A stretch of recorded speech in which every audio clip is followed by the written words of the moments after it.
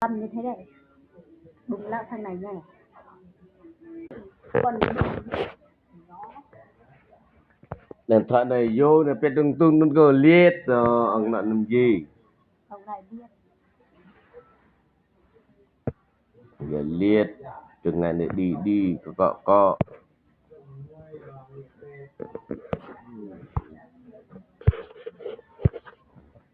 ông dạ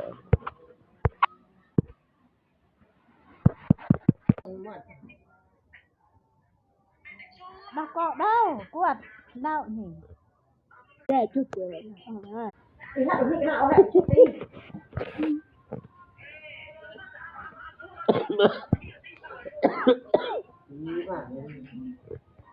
Quân mẹ lặn mà là quân hạt nó dọn, nó vì nó bị nó dọn ồ kia thì hạt nó dọn ha đấy nha.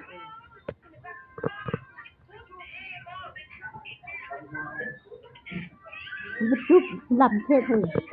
Đi chọn cái để ăn thật trâu để không cổ cái mình. Cô bị chừa. Ô cái mình thật bị còn tỏa lọ ấy tỏa lọ. Chọn té rồi đi mẹ đi mẹ nó ăn chọn cái ăn